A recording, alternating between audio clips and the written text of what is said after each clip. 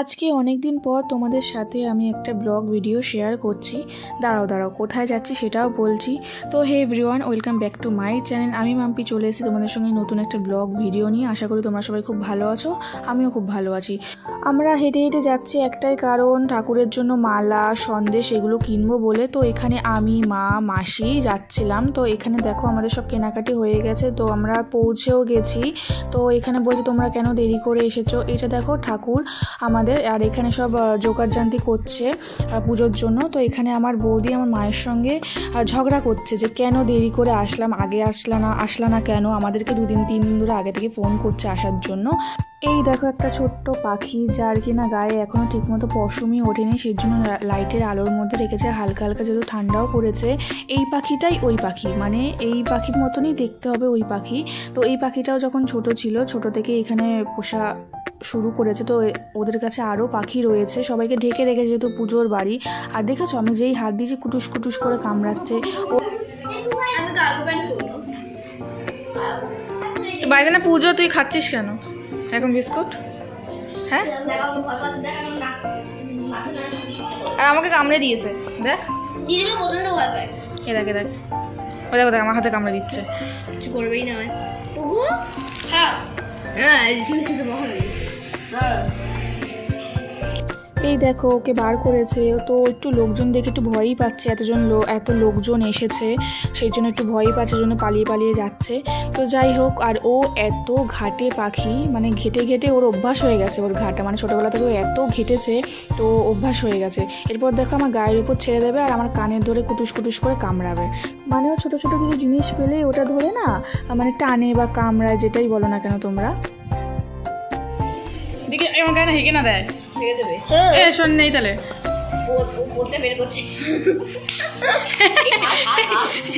হেঁকে দিলে কিন্তু আমি সাদা মানা বলে দিলাম।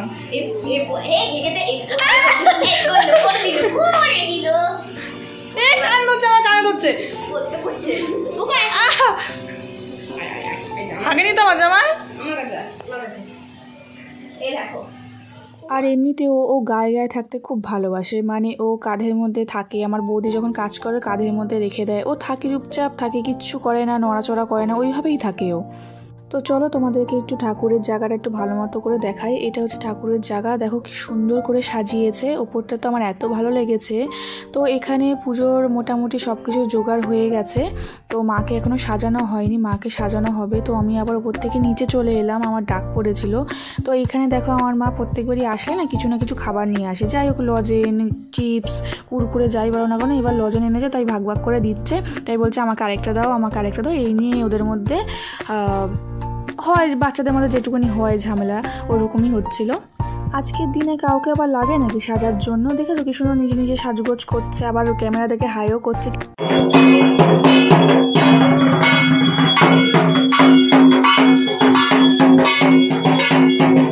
দেখো তোমার ঠাকুরমশাই চলেও এসেছে, পুজো শুরুও হয়ে গেছে। ওখানে আমার মা প্রদীপগুলো ঠিকঠাক করে গুছিয়ে রাখছিল, যেহেতু একটু পরেই প্রদীপ জ্বালানো হবে, সেই জন্য তোমাদের সঙ্গে ছোট ছোট করে আমি ভিডিও শেয়ার করছি। তারপরে আমি নিচে চলে এসেছি। নিচে চলে আসার পরে এই দেখো, এরা রিলের এত পাগল, এরা রিল ভিডিও শুরু করে দিয়েছে, তোমরা দেখতেই পেলে।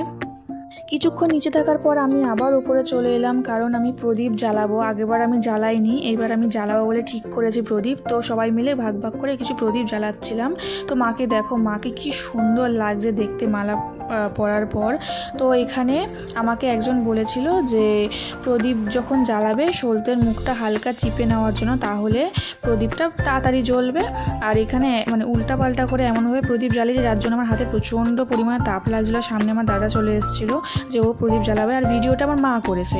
মাকে আমি বলেছিলাম যে আমাকেও একটু দেখাবে, যাতে আমাকেও দেখা যায় যে প্রদীপটা আমিই জ্বালাচ্ছি। মা ফোনটা আমি ধরিয়ে দিয়েছিলাম, মা ভিডিও করেছে প্রায় 4 মিনিট মতো, সেটাকে কেটে আমি অল্প করে দিয়েছি, কারণ এত বড় ভিডিও প্রদীপ জ্বালানোর মানে না দিলেও চলবে। তো এখানে আমি কিছু প্রদীপ আমি জ্বালিয়েছিলাম। এখানে আমার পেছনে আরও অনেকে ছিল, তারাও বলছিল প্রদীপ জ্বালাবে। তো আমার মা বলছিল যে আর জ্বালাতে হবে না, আরও তো লোকজন আছে, তারাও তো জ্বালাবে, অল্প অল্প করে জ্বালালেই হবে, সবটা যে জ্বালাতে হবে এমনটাও নয়। তো তারপরে এখানে ঠাকুরকে ঢেকে দিয়েছে। কেন ঢেকে দিয়েছে আমি ঠিক জানি না। প্রদীপ জ্বালানোর পর আমি ওপরেই কিছুক্ষণ বসেছিলাম, কারণ আমার এত ভালো লাগছিল, মায়ের মুখটা এত সুন্দর দেখি মানে প্রাণটা জুড়িয়ে যায়। তো এখানে প্রায় পুজো শেষের দিকে।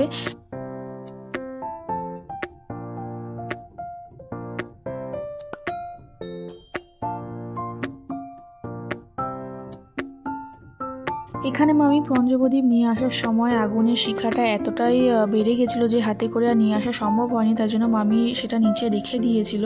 তো তারপরে দেখো পুজো অলমোস্ট প্রায় শেষের দিকে। তো তারপরে আমরা চলে এসেছি খাবার খাবো বলে। তো এখানে এরা দেখতেই পাচ্ছ আগে আগে চলে এসেছে। তো যেহেতু অনেকটা রাত হয়ে গেছিলো, তো আমরাও ভাবলাম যে খাওয়া দাওয়া করে ফেলি। আমি, মা আর আমার মা তো অল টাইম এত কথা বলে যে কোনো সময় আমার মাকে ভালোভাবে মুখ বন্ধ করে ভিডিওর মধ্যে তোমরা দেখতে পারবে না। আমাদের খাওয়া দাওয়া শেষ হয়ে গেছে, তো আমরা উপরে এসে দেখি পুজো শেষ হয়ে গেছে। তো এখানে ঠাকুরমশাইও সব গোছগাছ করছে যাবে বলে। আর এটা হচ্ছে পরের দিন সকাল, মানে পুজোর পরের দিন সকালবেলা। তো এখানে ভোগের প্রসাদ সবাইকে দেবে বলে এখানে ভোগের প্রসাদ দেওয়া হচ্ছে। তো তারপরে আমরা উপরে চলে এসেছি, আর এই দেখো সব ধূপকাঠি হাতের মধ্যে নিয়ে বসে আছে। সব ধূপকাঠি মায়ের সামনে জ্বালিয়ে দিয়েছে। আমরা বলছিলাম যে সব ধূপকাঠি জ্বালাস না, কারণ মাকে যখন ভাসান দেবো তখনও তো ধূপকাঠি লাগবে। ও বলছে ঠিক আছে। তারপরে এরা কিছু কারণে একটা রেগেছিল, কী কারণে রেগেছিল আমি ঠিক জানি না। ও হ্যাঁ, এরা হচ্ছে রেগেছিল এদের সঙ্গে কেন আমি শুইনি। এই হলুদ জামা পরা যে রয়েছে সে আমার দাদার মেয়ে, সে বলেছিল যে ওর সঙ্গে শোয়ার জন্য, কিন্তু আমি বলেছিলাম না, আমি তোর সঙ্গে শোবো না। তো সেই জন্যও রেগে রয়েছে। তো তারপরে দেখো আমিও নিয়ে চলে এসেছি ভোগের প্রসাদ।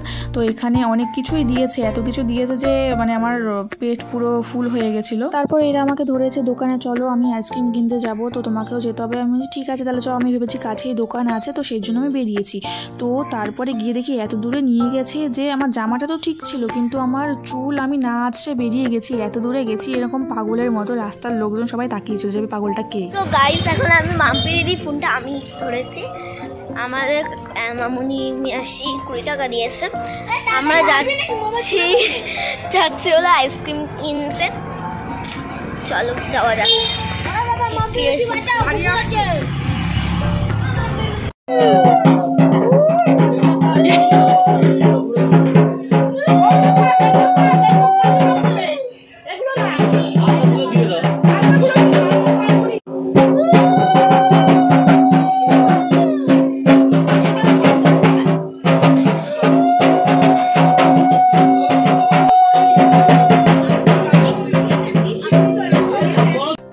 দেখতেই পাচ্ছ এখানে মাকে বরণ করা হচ্ছে। তো এখানে বৌদি মাকে বরণ করে নিয়েছিল।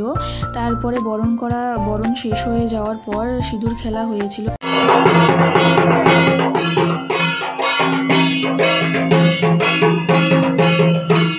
মাকে বরণ করা হয়ে যাওয়ার পর আমরা সবাই মিলে মাকে নিয়ে যাব ভাসানের উদ্দেশ্যে। তো মাকে ভ্যানে তুলে দেওয়া হয়েছে। তো আমরা যাব টোটো করে।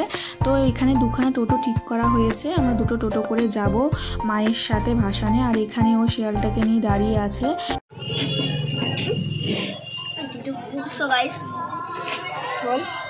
সো গাইজ আমরা এখন ভাসান দিতে চলে যাচ্ছি। তোমাদের টিকা দিদি বল, আমি একটা ছাপড়ি বল। শোনুন না, আমরা সবাই টিকা দিয়েছিল, আমরা টিকা দিতে পারিনি বলে আমাদের মাথা গরম হয়ে গেছে। আমরা ছাদে গিয়ে কি করেছি বলো তো, আমি টিকা দিয়েছি, আমি ওকে একবার টিকা দিয়ে দিয়েছি, ও আমাকে টিকা দিয়ে গেছে, মানে আমাদের বিয়ে হয়ে গেছে। আমি কথা বলো। তো দেখো আমরা চলেও এসেছি। এখানে সব ঠাকুরগুলোকে এইভাবে দাঁড় করিয়ে রাখা হয়, জলে বা গঙ্গায় দেওয়া হয় না। তো আমরা গেছিলাম রানী রাসমণি ঘাটে, আমরা প্রতি বছরই সেখানেই যাই। সো গাইস দেখো আমরা ভাষণ দিতে চলে এসেছি। তো অনেক ঠাকুর আছে, দেখেন আমাদের ঠাকুর বসবে পরে কিছুক্ষণ পরে।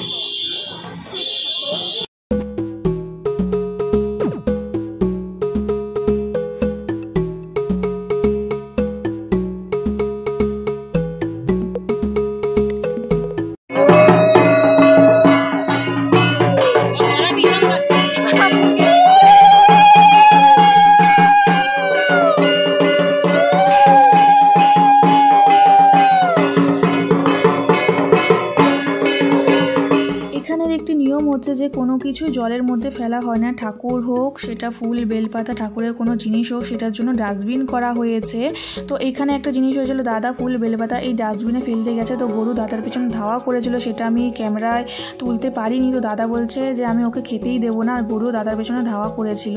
ঠাকুরের গলার যদি আমরা মালা টালা রেখে দিতাম তো গরু এসে টান মারতো মুখ দিয়ে, তো ঠাকুর সে পড়ে যেত। এখানে অনেক ঠাকুর এরকমই অবস্থা হয়েছে যে পড়ে গেছে, তো তার থেকে ভালো ফুল বেলপাতাগুলো ডাস্টবিনে ফেলে দেওয়া ঠাকুরের গলা থেকে নিয়ে। তো এখানে মামা গঙ্গা জল এনেছিল, ওর এত শান্তির দরকার যে ও প্রায় গঙ্গা জল দিয়ে বলতে গেলেও স্নানই করে নিয়েছে। তো এখানে আমাদের ঠাকুর ভাসান হয়ে যাওয়ার পর আমরা বাড়ির দিকে চলে যাচ্ছি।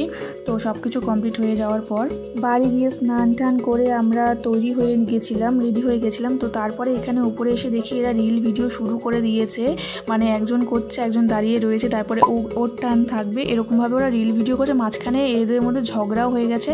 বাই দ্য ওয়ে তোমরা আমাকে ইনস্টাগ্রামে ফলো করতে পারো, নামটা আমি নিচে মেনশন করে দিয়েছি। তো সব কিছু হয়ে যাওয়ার পর দুপুরে আমরা বসে পড়েছি খাওয়া দাওয়ার জন্য। তো এখানে আমরা খাওয়া দাওয়া করছি, এটা আমার মাসি ছিল। তো ফাইনালি সব কিছু শেষ হয়ে যাওয়ার পর আমরা বাড়ির দিকে রওনা দিচ্ছি। এই দেখো সবাই মিলে চলে এসেছে, কেন চলে যাচ্ছ। তো ভিডিওটা এইটুখানি, ভিডিওটা যদি ভালো লেগে থাকে অবশ্যই লাইক কমেন্ট সাবস্ক্রাইব শেয়ার করে দিও। অনেকদিন পরে একটা ভিডিও ছেড়েছি, প্লিজ সবাই মিলে একটা লাইক অন্তত করে দিও।